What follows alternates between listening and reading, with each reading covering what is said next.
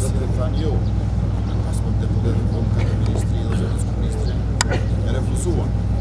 Pastaj ofruam rokadin midis pozitës e presidentit dhe parlamentarit, një LDP, pastaj PDP duke të refuzuar. Ne vazhduam më tej, duke ofruar që të votojmë presidentin e propozuar të opozita, le të sjellin 3 propozime, ne votojmë edhe në nënshkrimet e votat, prap refuzuar. Dhe në fund edhe liderën e shoqërisë civile, doktoreshën Feride Rështit, e refuzuar.